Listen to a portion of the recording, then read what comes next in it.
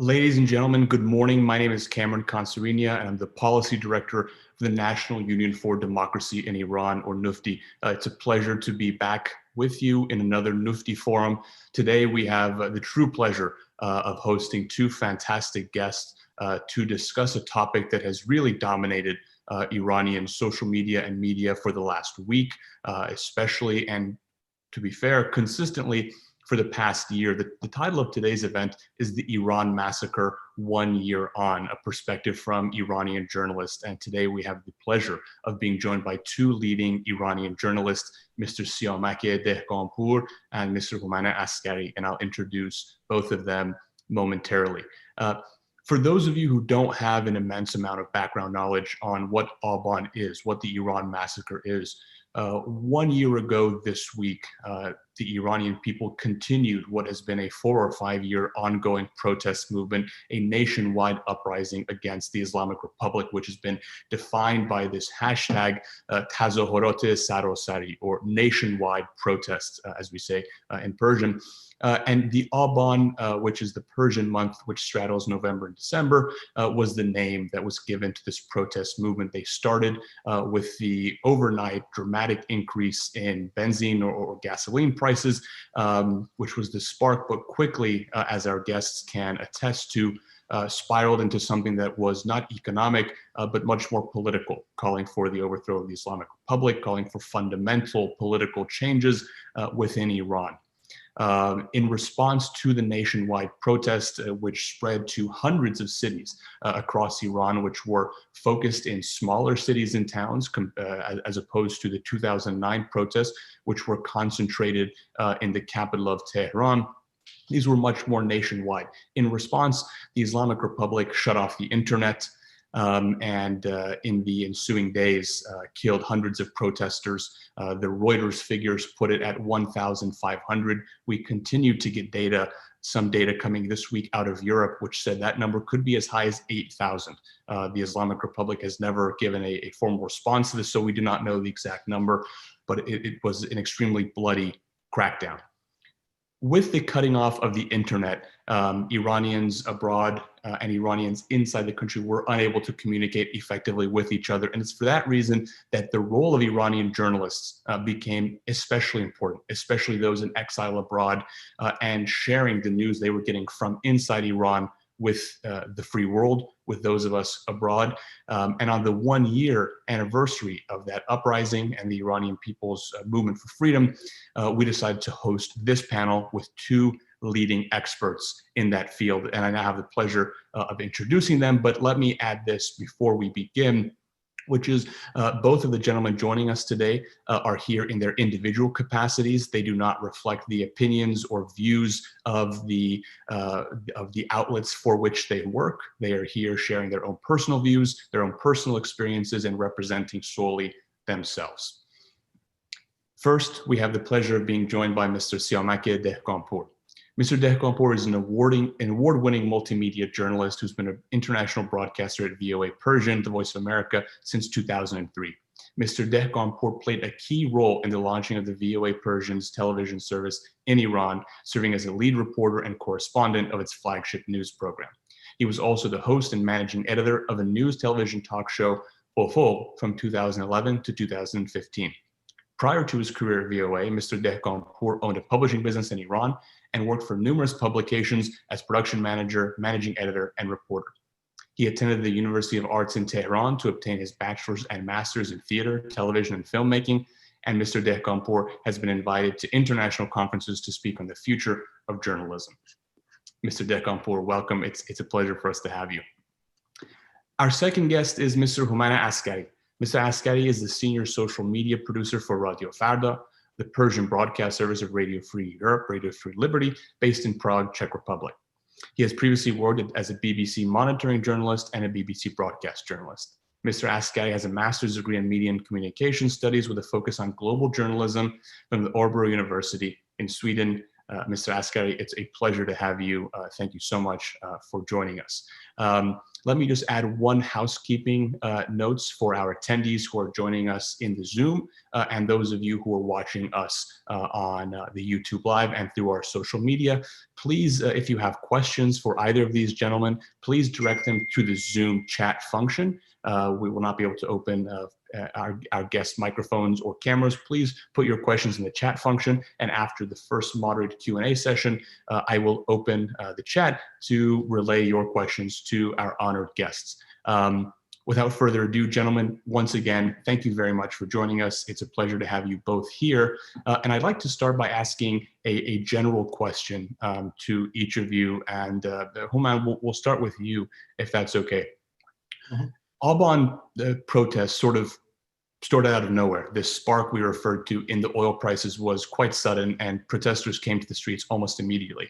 What do you remember from those early days? How do you remember responding to what was happening? It was so spontaneous. To be honest with you, at the time, somehow me and my colleagues expected some kind of massive anti-government protest for some time, because just a few months back, in early 2018, we had the widespread Sufi dervish protests in some major cities, especially in Tehran, the capital city. And also before that, in December 2017 and early 2018, again, we had widespread anti-government protests that spread all over the country. And from that time, during that silence period, we were inundated on a daily basis, or in the best case scenario, on a weekly basis, with UGC, user-generated content from inside Iran of different kinds of protests. Sometimes it was the students, sometimes it was the workers, the teachers, the nurses, university students, or simply people who lost their life savings to this governmental or semi-governmental credit institutions that embezzled and swindled all millions and millions of dollars of people's savings.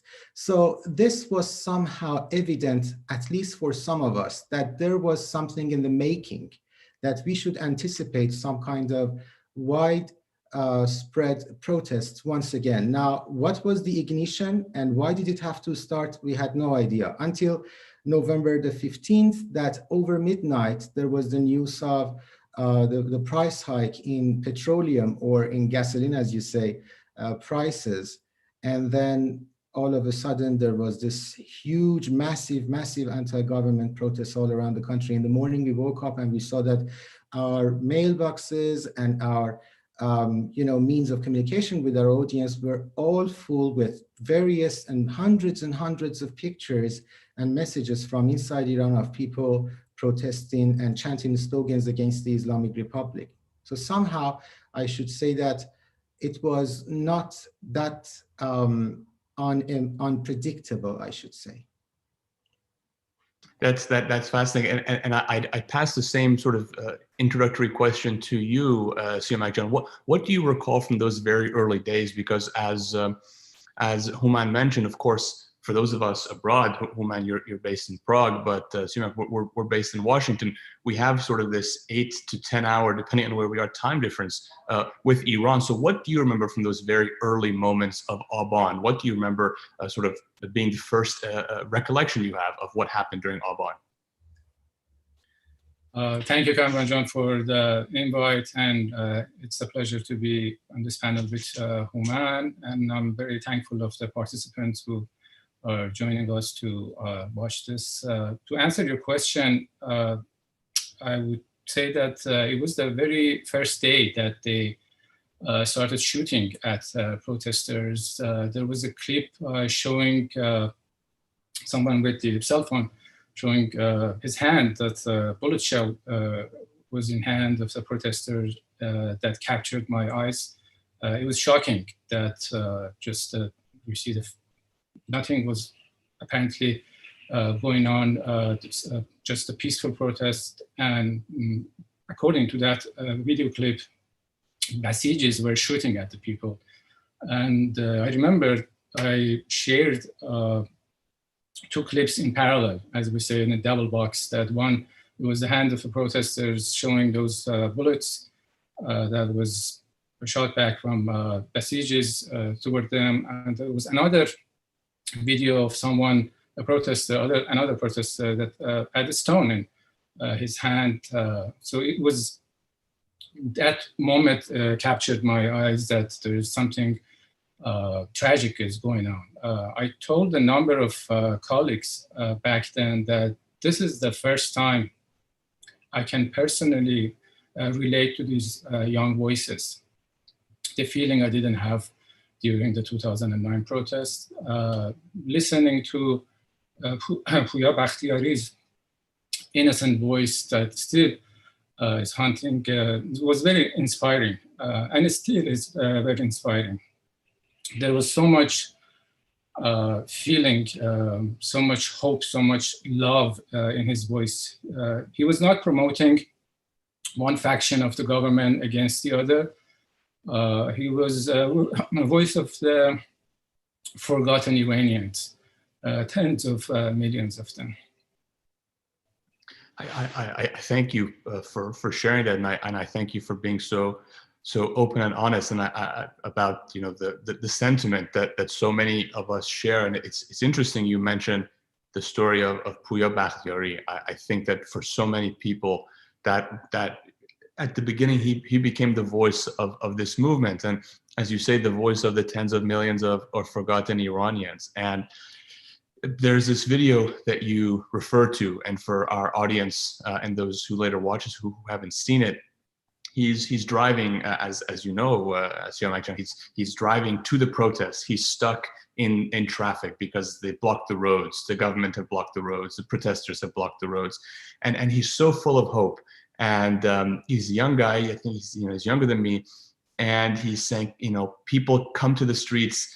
In forsato az dast nadim. Let's not give up this chance. Let's not waste this opportunity. And he's recording, in his last scene he's recording is him in the streets, and it's the last thing we have of him. He's later shot and killed. What can you tell us, Siamak, of, in your view, from the clips you've seen? You mentioned this particular clip you see. Was this more brutally repressed than previous protests? I mean, you mentioned your own sort of how you were viewing the 2009 protests. Did you see a marked difference in the Islamic Republic's response to this 2019 protest versus the one in the previous decade? And if so, what is your sense for why that happened? I remember early on there was a debate about the fact that whether the regime was ready for this, since, as I said, they had the order to shoot people randomly. And I also remember that the amount of clips coming from different parts of Iran was so massive that even it was hard for me to fact check them personally. So it was a tall order for every journalist back then. One thing that I would always do is carefully look at and listen to each clip and find interesting voiceovers, comments, etc., that would give you a better understanding of the situation. We have an army of citizen journalists, and we don't often acknowledge their sacrifices. They take videos with the intention to share them with the world. And that's why they give us the date and locations of the incidents. Some of these people end up getting arrested or even tortured. I think they are actually real journalists. We have become more like an editor who put these clips together in a meaningful way to narrate the story. But we have to really acknowledge what these people are doing, not just the people we see in clips, but people who are behind the scene and capturing those real moments. Absolutely. Thank you so much. So Siamak referred to sort of some of the images that he saw coming in, that were the image of Pooya Bakhtiyari, for example, the image of a Basij or someone with a cut hand. Houman, this question is for you. What do you remember as being some of the the first images coming in that you were seeing? What sort of stood out for you in the clips that you were receiving, in the videos, in the images, in the voice message? What were you seeing coming from Iran at that time? And if you like, perhaps compare it to, like Siamak, you've covered Iran for a long time. If you'd like, compare it to perhaps what you saw in previous movements, be it in 2009 or even in the Dema protests, 2017, 2018. What were you seeing? Well, as someone who did his bachelor degree in Iran in the beginning of the 2000s, I can remember the student protests at the time, and the Islamic Republic and the plainclothes forces of the Islamic Republic have always been brutal. The Basiji forces, the members of the IRGC, the security forces have always been brutal, and I saw a lot of bloodshed at the time. The next day after the suppression of the 2003 student protests, I went to the university dormitory of the Allama Tabatabai University in Tehran, and I saw with my own eyes the blood stains. I saw students with bandages and with cuts on their bodies, and many of them had been taken away. Many of them had even been forced to escape to their own hometowns and just hide for some time to be away from the reach of the security forces. But the difference this time and in the early 2000s was the fact that now there was social media. In Iran, of course, a lot of these social media platforms have already been filtered. That is why a huge percentage of the Iranian population has turned to, first they turned to Telegram, and after Telegram was filtered, they turned to Instagram.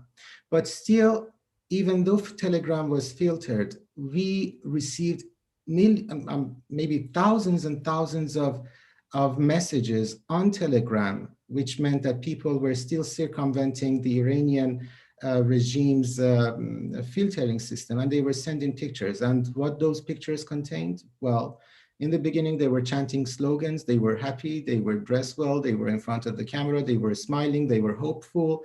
They were trying to state their political footing and say exactly what they wanted. They were saying that neither reformist nor principalist, this is the end of their story. They were heralding the beginning of a new era. It was very hopeful in the beginning. I could see actually the cycle as it was going forward. But then all of a sudden the pictures started to become more and more graphic. All of a sudden we saw pictures of clashes between the security forces and people, the protesters. And then after some time, there were pictures, heartbreaking pictures, graphic pictures of slain demonstrators in the street in pools of blood. And this was really heart-wrenching. From time to time, as Siamak said, we as journalists have to take an editorial role towards all this influx of pictures, and we have to decide to fact check them, to verify them, and decide which ones to be published and which ones to be circulated. So you have to keep a distance, but it was very difficult at the time because all of this was a human story. You could see in those individuals that in the beginning, they were so much full of hope. They were seeing that, okay, this is the end of it. Now we are going to change everything. This is the end of it. It's going to be different from 2009 because in 2009, there were only Tehran and a few major cities that were the scene of this protest. But this time we were receiving from remote cities, small cities. Sometimes, jokingly, some of us said that, okay, now we have to go to the map and check the name of this town. We have to locate it geographically where this is exactly. That is the level of the spread of the protest. But then again, the protests were turned to bloodshed, and it was really heart-wrenching. And then there was this blackout, which I suppose you are going to address later. I actually wanted to ask that right now of you, Houman, and then I'll give a similar question to Siamak. When we say internet blackout, you live in Europe, Siamak and myself and most of our guests are in the United States. When we say cut off the internet, I don't think we can even imagine what that means for our daily lives. Perhaps the biggest international example we have of governments disrupting the internet, recently is in China. Everyone knows there's a sort of the great firewall that they refer to. The Chinese government blocks many sites. Instead of Google, they have their own versions. They have all these companies which are providing them many alternatives, which the Chinese government can control and use to monitor its citizens. This was a step even further than that. I mean, this was completely shutting down the internet. So can you just tell me, can you give us some perspective about that? What did you see, before and after the blackout? This is just such a stark, almost unimaginable event. What did you see? What were you experiencing at that time? Okay, I have to tell you, as I said earlier, that Instagram is probably the strongest unfiltered social media platform in Iran, with millions and millions of followers there. And on our Instagram, whenever we were posting these UGC content that we were receiving, we were getting feedback. We were getting hundreds and thousands of feedback and resharing and everything, and this interaction. On the day that was leading to the demonstration and following the demonstrations, we had 15 million interactions on a day on Instagram. And then the internet shutdown happened. And I actually have printed this chart for you here, if you can see. This is the period that shows exactly when the internet shutdown happened in Iran. It happened for 6 days. Right. All of a sudden, all our users from inside Iran were cut. So our interactions of 15 million a day was reduced to under 4 million, which was, of course, from countries outside Iran, from the Iranian diaspora and the neighboring countries. And then all of a sudden, everything was cut. And we were only relying on the telephone messages and the sparse feeds that we were receiving from here and there in the absence of the internet. It was unimaginable. In the 21st century, all of a sudden, Iran was catapulted to, I don't know, a few decades before.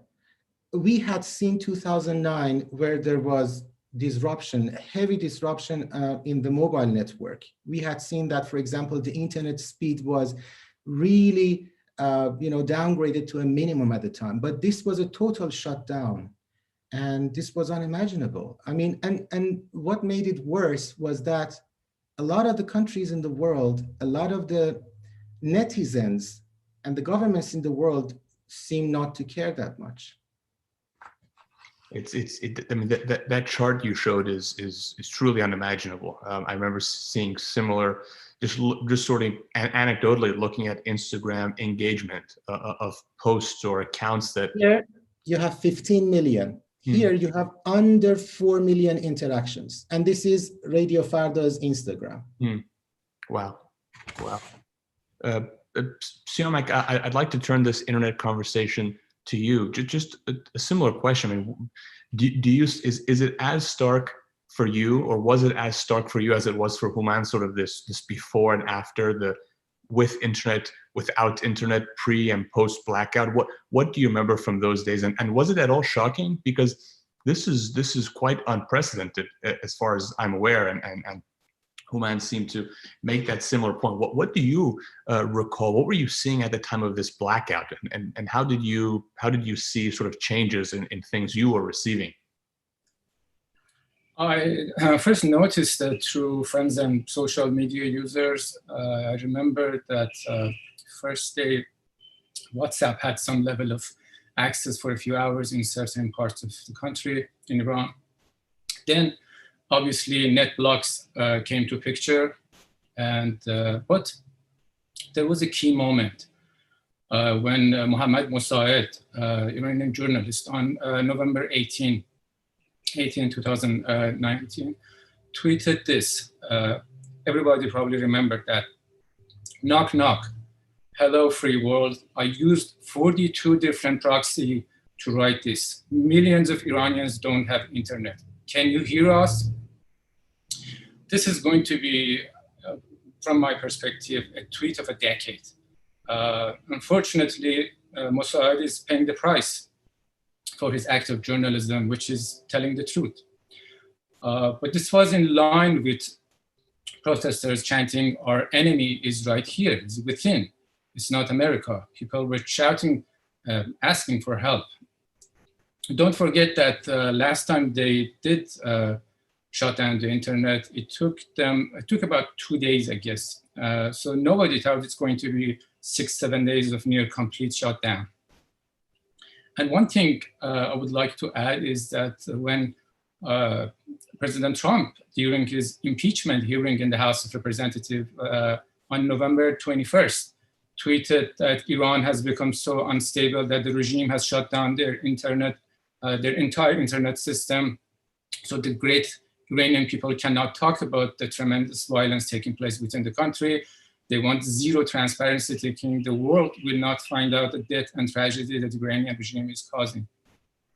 It was right after that tweet that the regime began to restore some internet access. It was the end of the November 21st and then 22nd that we saw some level of access, as Houman was showing on his chart. So protesters' expectation from us as journalists was simple. Let the world know and add English subtitles to videos coming from Iran. And now we see the result in recent sanctions regarding the regime's massacres in Mashhad. And one more thing I would like to add here is one challenge for us is the army of government sympathizers, that their mission is to normalize the brutality that you referred in your last question, Cameron. To say what is happening in Iran is almost the same as what is happening in the US or other countries. This is very challenging, and I think I'm going to talk about this as we speak more about the subject. Absolutely, absolutely. I mean, I'll just, we'll get to a few more questions here. Let me just remind our audience, I see a few people raising their hands. At the bottom of Zoom, there's a Q&A function. Please write your question there or chat it. You can do so privately, and I will share those questions with our guests, and I'll also be monitoring social media to see questions there. Siamak, you mentioned, and also Houman, each of you actually cited two of the common chants. Siamak, you mentioned, "Dushman ma haminjast, durugh megan Amerikas," our enemy is right here, they lie when they say it's America. Houman Jan, you referred to Islah talab usulgara dige tamam majara, or as you said, reformists, hardliners. The game is up, if you will. We saw so many chants in this, and one of them actually I want to refer to because it hits on your last point, Siamak, which you said there are many people supporting the regime, or as we would say, apologizing for the regime and attempting to normalize it. What's most interesting to me is the Iranian people themselves seem to respond to them. I mean, one of them is the chant that you said of "our enemies right here, they lie when they say it's America."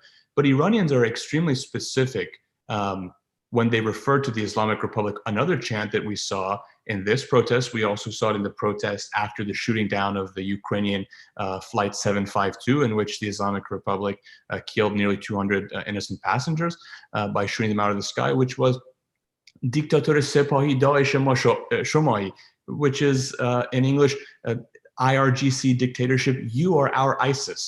So we have many people sort of referring to, the quasi-democratic nature of this system abroad, yet the Iranian people are calling it ISIS, which is quite far from a democratic or even quasi-democratic. I'll ask this to you, Siamak, how can we, who are abroad, and you mentioned something, subtitling of videos and things like that, which I think is excellent. How can those of us abroad, be they journalists like yourself, who are, relaying what you see, or those of us like myself, perhaps, or others who are, more of activists, you might say, or analysts, how can we push back on that? How can we properly relay what the Iranian people are saying, as opposed to allowing some of the sort of sympathizers or apologists of the regime allow their narratives to take shape broadly? Yeah, the regime in Iran wanted and wants to portray protesters as hooligans, a bunch of drug addicts, depressed and illiterate group of people. So part of our job is to challenge them. For instance, over 40% of unemployed in Iran are graduate students. That's what journalists have been doing, and they should do that to challenge this propaganda, this narrative that the Iranian government is trying to portray. Very soon, I noticed that Iranian activists are not going to wait for us to reach out. They know what to do. They find ways to get to us even before us doing something meaningful. I think they are, as I mentioned before, among the best citizen journalists in the world. I have little doubt that there are many in jail that we don't know even their names, and that's what's making Aban uprising, the November 2019, totally different than what we saw in 2009 and other across nation protests. Two more quick points I would like to make in this regard is one, back then, most people probably remember that Hossamuddin Ashna, President Rouhani's advisor, likened the uprising to MEK's military operation at the end of the war with the Iran-Iraq war that led to massive executions. He said, خیال کردن عملیات فروغ جاویدان 2 را کلید زدن ولی حالا به خوبی فهمیدن که در واقع عملیات مرصاد 2 کلید خورده است. And then it was Rouhani himself that opened the door for on-camera confessions. As you probably remember that he said, از وزارت اطلاعات می‌خوایم افرادی که در خانه‌شان سلاح‌های فراوان داشتن بیاین به مردم توضیح بدهند. So our job is too heavy to imagine because people are going on the street, they risk their lives in any shape or form, and then they deal with this government, which is beyond, it's just unbelievable. And I don't know really what journalists abroad can do to help, just to tell the truth, that's what's all about. And it's very sad. It's very sad what's going on in Iran. And I just want to quickly say that when Secretary of State Mike Pompeo spoke about Puya Bakhtiari, I noticed that Manouchehr Bakhtiari, Puya's father, did share the clip that I put on my Instagram account, on his Instagram account, and thanked Secretary Pompeo for that. And he even had used my exact text under the video. So we're responsible for every word we say and we write. People in Iran rely on them. That's why the regime has been trying to discredit journalists abroad. Absolutely. I'm going to turn to Houman in a second, but I want to just hit on your point, Siamak, for our guests who don't know, especially non-Iranian guests and those who will later watch this. The gentleman that Siamak mentioned, Manouchehr Bakhtiari, who was the father of Puya Bakhtiari, the protester we previously mentioned, he's in jail. And the reason he is in jail, he's imprisoned by the Islamic Republic, is because he was seeking justice for his son. He has been accused of all sorts of things, comporting with the enemy and all these absurd charges because he was seeking justice for his son. And so I just thought it was important to note that. And Siamak, I want to come back to you in a second on the confessions a bit you mentioned, because I think many of our non-Iranian audience may not know about that. But Houman, I want to pick up with you on a few points that Siamak mentioned.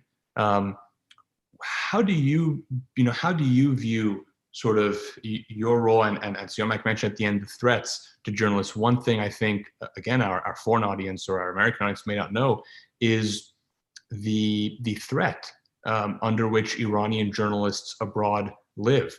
I mean, your roles are extremely sensitive, and we don't obviously need to get into personal details here. But I mean, how have you sort of managed to do all this, to relay? What do you sort of view as your priority? I mean, Siamak mentioned English subtitles, just getting the word out. What do you prioritize as an Iranian journalist abroad? What has your experience been like in that regard? Well, when you start this path and step in the way of being a journalist, an Iranian journalist at that, it presupposes that you have already accepted a lot of risks and a lot of conditions. But then when you receive thank you messages from inside Iran of people saying that you became our voice, you let the world hear us, please keep doing that, please keep up the good work, we don't have anybody else, the world seems to have shut their eyes on us. When you receive these kinds of messages, I mean, it just gives you motivation to carry on and not to care much. I mean, I saw around myself of different journalist colleagues who did not go home hours and hours on, just trying to stay overtime, to just work and try to do as much as they can for their brethren in the country. There is one thing that I forgot to mention about the blackout, that in the absence of communication, which was the exact target of the Islamic Republic, the stage is set for the propaganda machine. And lies proliferate. They show actors, which is what they did actually. They show actors on television shedding tears that their homes and their belongings were burned to ashes by the hooligans and hoodlums. They were trying to show the atrocities of the demonstrators and refer to them as saboteurs and hooligans. But the irony is that a short while afterwards, the Iranian citizen journalists and the social media users debunked a lot of what was aired on the Iranian state television. They actually found the individual who appeared in front of the state television camera who claimed that his home was burned to ashes by the demonstrators, and they just proved that he was a member of the security forces of the Islamic Republic. He was hired to speak in front of the camera. This is what happens in the absence of responsible citizen journalists and social media users. This is what is exactly the target of and the objective of whoever is trying to control and lean Iran towards an absolute autocracy. Because in the absence of these fact-checking apparatus, their lies proliferate and they can push their propaganda as much as they want. This is a point which connects actually two things. One thing that you mentioned, Huma, which is the lies, sort of again, the propaganda that the Islamic Republic has pushed during the Aban protests and since. And Siamak, I want to ask you about this because you mentioned it specifically. These confessions, you quoted both president, and I say president with air quotes because I think we all know that the elections in Iran are not really elections. You quote him and his advisor in urging the IRGC and urging the Ministry of Information, the security forces, to have protesters explain themselves, I think was your quote. For individuals like the two of you who monitor Iran constantly and are obviously first-class journalists, you know everything about these forced confessions. But can you explain it? I mean, what is this? What are these forced confessions? What is their purpose? I mean, where did they start from? Because it's such a foreign concept, I think, to many, especially those in the United States. And I'll just add one reference point, that this is something that the regime has done even in the most recent case, which became well known, that of Navid Afkari, the wrestler who was arrested. They they said that they extracted a confession from him that he had attacked a police officer. Can you give us some context about these forced confessions, and what are they? Where do they come from? What's the intention? I can just say this is nothing new. It's a phenomenon that's been going on for the last 4 decades or so. Some of the instances that are very well known is going back to even 1999 student uprising, that some of those people appeared on TV screen saying things that then after that they totally rejected it and said they were doing it in prison, in jail, under pressure, with torture and every means the government, and under heavy interrogations, and even family members being under threat to say things that apparently is useful for fringe of the government supporters that relate to. So that's the basic function of this forced. But what I would like to add that because, as we mentioned, that they try to say these are people who are paid spies or being controlled by the outside forces. The brutality of the government emboldened protesters to go against the entire regime. If we look back at the 2019, when over 700 banks were put on fire, it was because people were fed up with the financial corruptions. The same goes for attacks against religious institutions, which were received billions of government dollars grants. So probably many of us heard the moment people chanting for the return of Shah during 2019 and a few years before that. Then you could imagine that this is a different generation who is rejecting everything about this revolutionary regime, everything, including this techniques that they've been using. So as I mentioned, I would like to emphasize again that we know that many children were among protesters and some of them were shot dead. So the brutality was unseen, and that makes it different than what was going on. And I don't see the forced confessions being something new, as I mentioned, was going on. We see different aspects of it, but this has been going on for years in Islamic Republic of Iran. Mm. So we've now mentioned four or so of the slogans that have been chanted, from about reformists and hardliners to ISIS to the enemy being here, not America, the return of the Shah you mentioned. We received a few audience questions actually about these slogans, and since you just mentioned, I'll give it to you first, Siomay.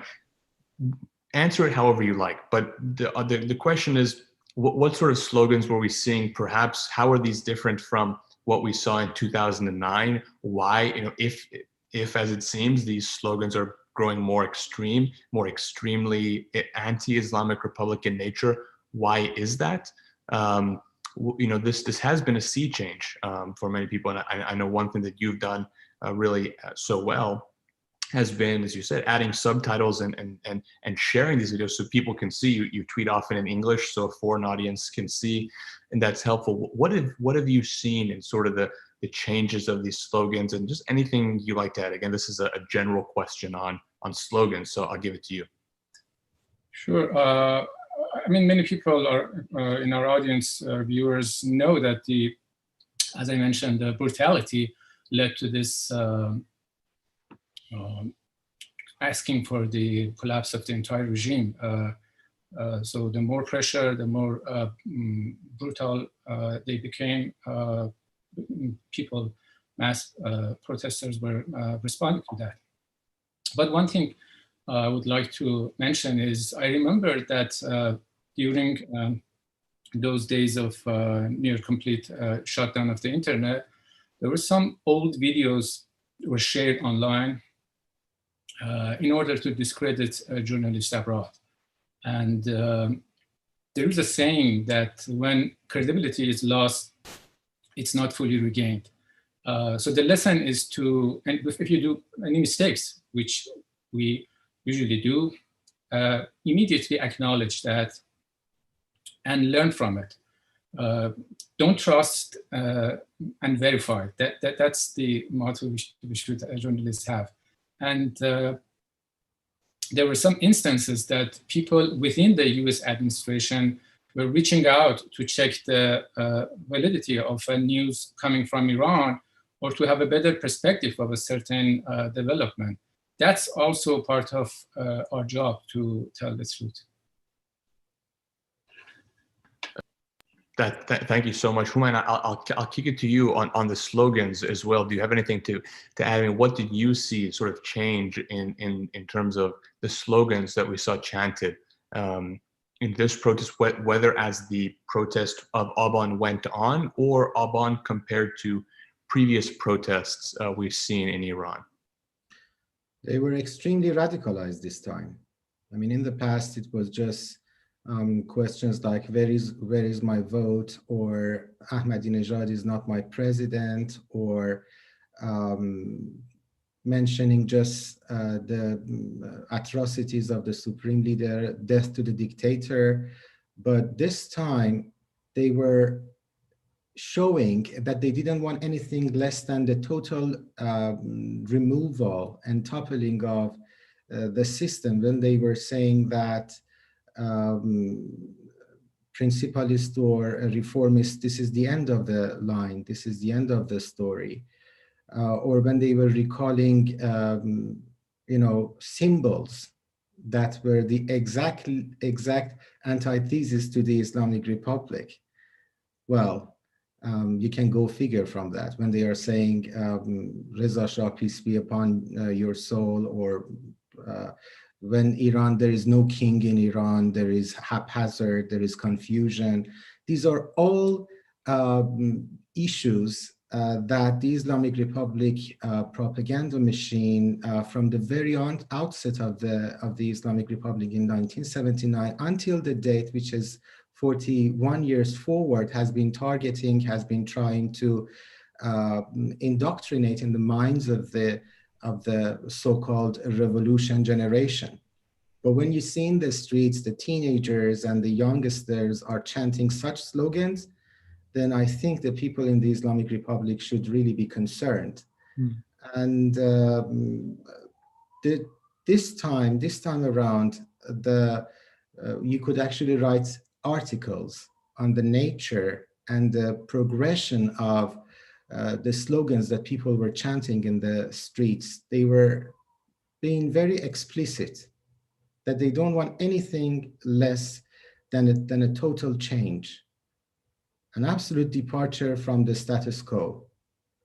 They were targeting the very fundamentals of the Islamic Republic, being Islamic, and in some cases being the facade republic that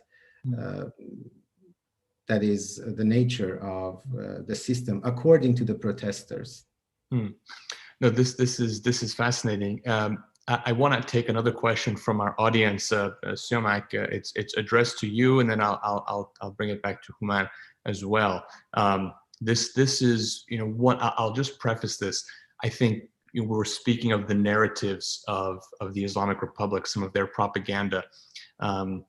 One thing the Islamic Republic does, and I think both of you can attest to this perhaps, is it attempts, and I think successfully, to divide Iranians at home and Iranians abroad. And it refers to, Kharij Neshina, those who are outside versus, Dakhiliya, those who are in the country.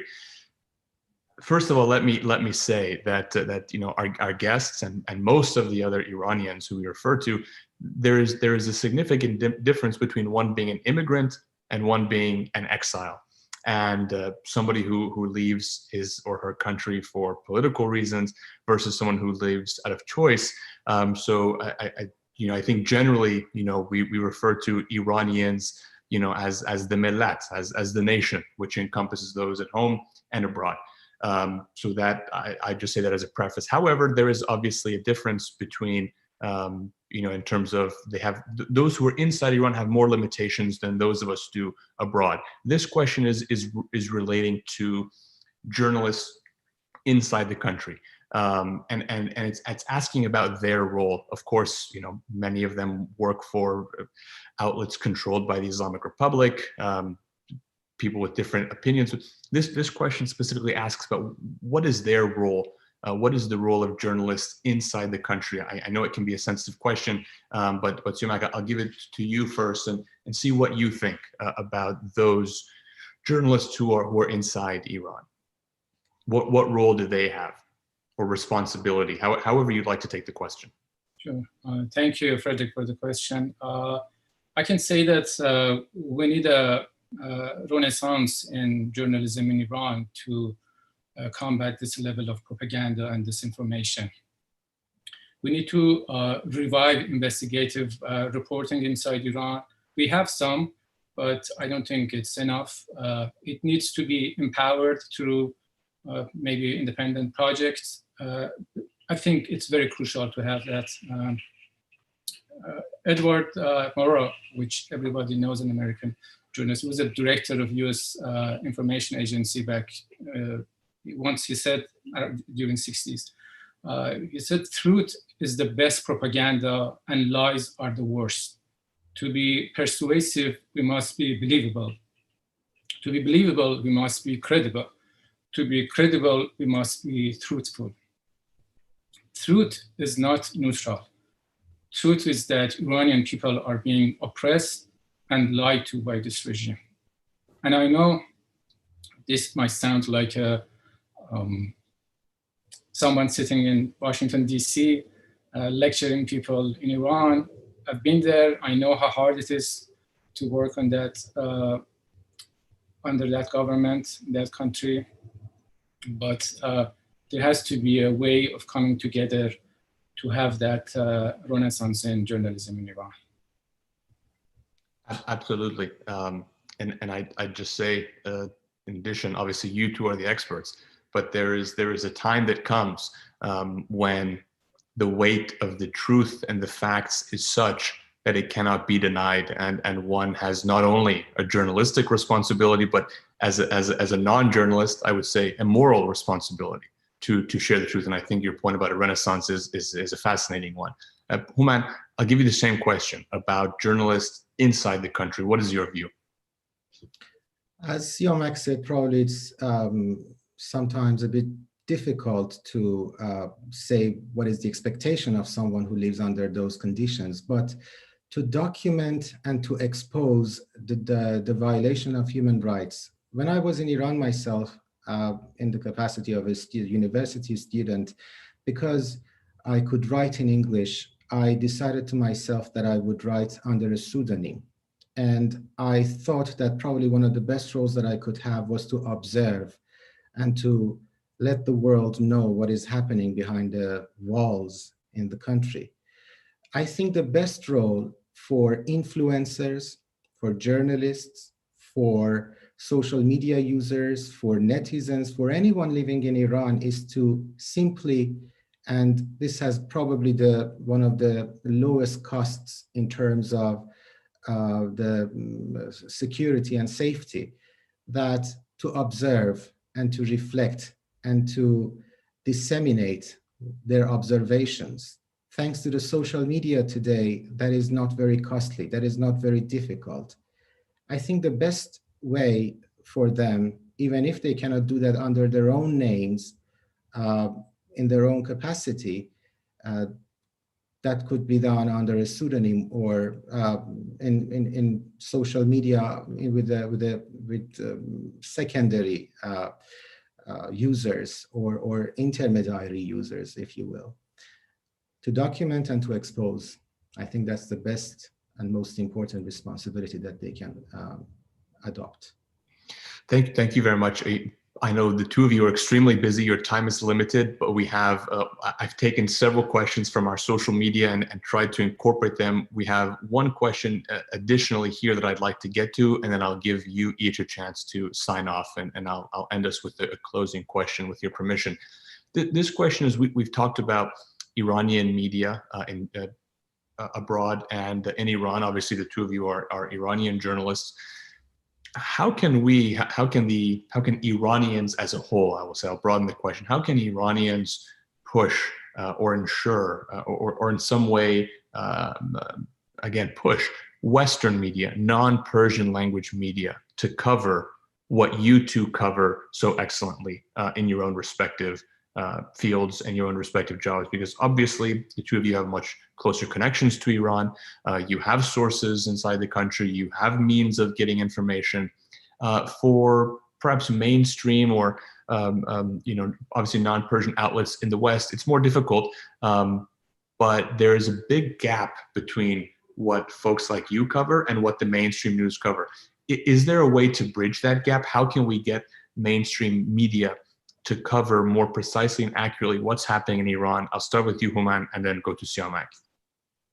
Again, thanks to the social media, different voices can be heard today, and they can easily reach people like me and Siamak in the virtual space. I would say that my best suggestion and request, humble request for our colleagues in the Western media would be not to go to the easy options, because some of the outlets and sources have sort of become the routine bridges between the events in Iran and the Western media.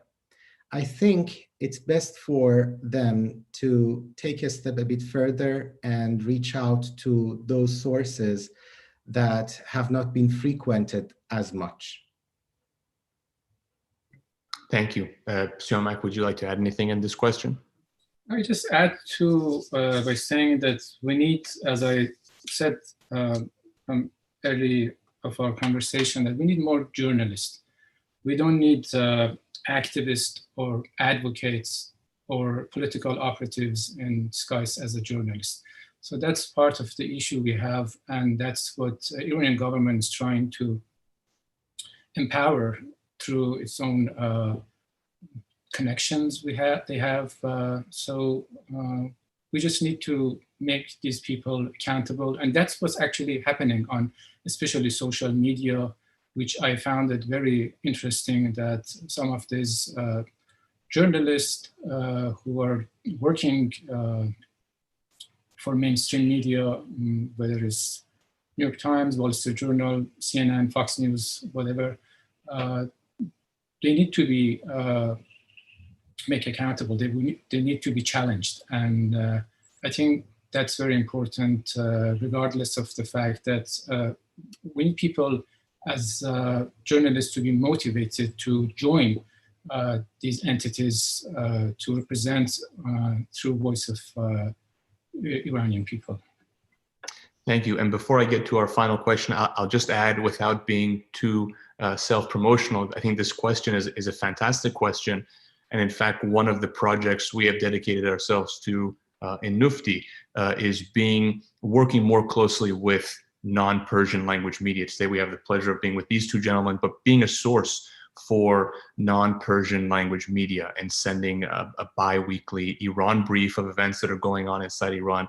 As Siamak mentioned, one of the things we try to do is put English language captions to videos coming from Iran, and provide these networks and these mainstream media outlets with people that they can refer to, analysts, experts, dissidents, human rights activists, to provide comment and analysis for what's going on in Iran. So we will continue to our own efforts to do that. I think especially as we see Iran become a top topic in Western news once again, we will redouble our efforts, and we will continue to do that. Gentlemen, I wanted to give you each a last word, and it comes in the form of a question. You both refer to how you reacted to the shutting off of the internet. You sort of went into overdrive. You worked in partnership with hundreds, if not thousands, of citizen journalists who are extremely brave inside Iran, risking their lives, risking the lives of their families to tell the truth and to get it to you. And you were really their voice in many ways. And so we all owe you, we owe each of you and your colleagues a debt of gratitude. And I'd like to thank you for all that you've done. My question is looking forward. It's a two-part question. Next time, because I think none of us needs to play a prediction game of when or for what reason, but undoubtedly nothing has changed about the Islamic Republic. It's only gotten worse, I would argue. So we will, in all likelihood, see more protests. We will, in all likelihood, see similar uprisings to what we saw in Aban, and the Islamic Republic may again attempt to shut off the internet. So it's a two-part question. Are we more, how can we prepare? How can you as journalists prepare? How can others assist you and help you for the next time that happens? And then a very simple second part question, are you hopeful for the future of Iran? And Humayun, I'll give it to you first, and then we'll go to Sioma. All right, about the part of journalists, I think, at least so far as I can tell, that we, during the last uprising, we were trying to do whatever humanly possible, given the current development in the world of technology and communication. What I would do differently this time, probably try to gather more material and more sources who can be called and contacted in the rainy day, via different channels, alternative channels. Now, what the world can do, or how can we get prepared for the next time? Because if you look at the social media, you can say that, again, the atmosphere is quite akin to how it was at the time. So how can we get prepared? First of all, we have to remember that the dictators suppress the truth. That is a fact. It has always been a fact. First of all, the Islamic Republic leaders and decision makers must know that they cannot shut down the country just like that. The cost of such measures should go so high for them that would deter them from going that way in the future. Let us remember that among the more rational people, individuals of the Islamic Republic, it is not like that they totally do not care what is happening in the world, and many of them have their children outside in the Western countries.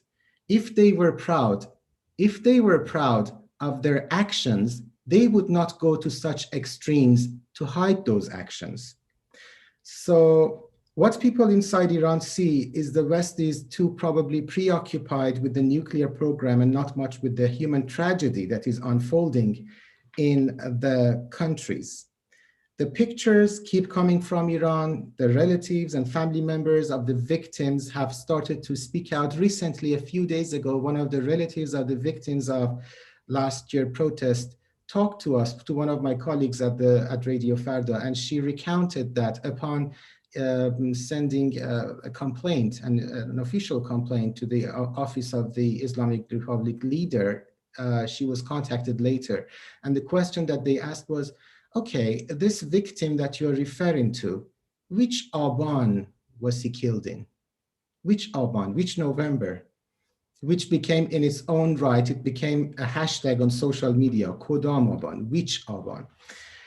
Secondly, the world outside, tech giants and philanthropic tycoons and corporations, they could earmark a very small part of their margin or contribution in projects to provide the Iranians with secure and fast connection to the World Wide Web.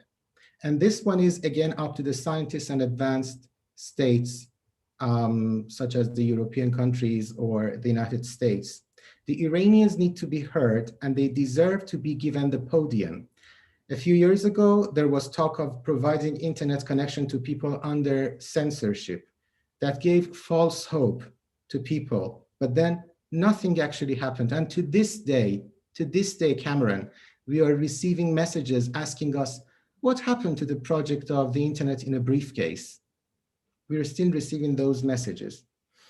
And finally, about the rest of us, raising awareness and educating the masses on why is it important to observe human dignity and why is human rights important. I think that is a lesson that the new generation of the Iranians has somehow grasped, and that's why they are trying to act upon it and have a different future. And if I'm hopeful, well, without hope, you cannot go further, right? So I am hopeful. Actually, after I see some of these youngsters on social media and what they write and what they represent, sometimes they even blow my mind. And I just think to myself, where were they raised in Iran under these conditions? And they are so much talented and they are so much enlightened. So if this generation is given the chance, of course, I am hopeful. Thank you. Thank you so much. Siamak, the last word to you. Sure, to echo Human's sentiment, I'm very hopeful, but we'll never be fully prepared. We just need to be honest about this. But in terms of the sanctions, I would like to say that there is so much common ground in terms of imposing sanctions on people responsible for violation of human rights. And this is very crucial because there is a myth that sanctions don't work and they're meaningless. These people don't have property or anything in the US territories and such. But recent development, recent examples and experience shown the otherwise. For instance, the case of Sudan is a very important point of how sanctions could be effective in drastically changing the policy of a government. So I'm hopeful about the Iranians, as Human suggested, because they will not wait for us to do something meaningful for them. They will take care of this. And one more thing I would like to add at the end is the regime didn't want the family of victims to communicate with journalists outside of Iran. And nothing has changed after 1 year. The situation is still very bleak and dark. And here also we hear cases, as I personally experienced, families in Iran being interrogated, threatened. So many nasty things are going on. Recently, we heard the case of Nazanin Ansari, what happened to her and her family. These are crimes that needs to be addressed, what Iranian governments are doing. And I'm hopeful that one day all of this will be properly addressed and Iranian people will push for fundamental changes they require. Well, I'd just like to thank once again both of you. I'd like to just reiterate again the immense risk that each of you takes every day for doing your job. Even though you are abroad, the Islamic Republic does not make things easy for you. The Islamic Republic has a long history of threatening journalists, of attacking their families, threatening their family members. So really what the two of you and your colleagues do is just something we're not capable of thanking you for. I'm so appreciative of all the insight you offered. And I just, think at the end we should mention, each of you mentioned that in the last Aban, 1,500, perhaps up to 8,000 people were killed. Many of them were children. Many of them could have been those young, hopeful children that Humana and Siamak both talked about and could have built a future Iran. The Islamic Republic shot a child, reportedly, according to Amnesty, as young as 8 years old. Some were shot on the way home from school. They were shot in the head. This was an absolutely brutal affair. But I feel hopeful, as each of you do, not only because of the Iranian people with 2,500 years of history and culture at their back, but because of excellent journalists like you and your colleagues who are doing so much to be their voice abroad. You've been extremely generous with your time, Mr. Askari, Mr. Dehkanpour, and I'd like to thank you again on behalf of Nufti. Thank you on behalf of Iranians everywhere for what you do. It was a true pleasure to be with you today. I hope you'll give us the pleasure of joining us once again soon. We have much more work to do, but again, thank you on behalf of so many who follow your work and who are truly appreciative of all that you do and all that you risk to do it. Thank you for having me. Thank you for the opportunity. Thank you to our guests for joining us, and we'll see you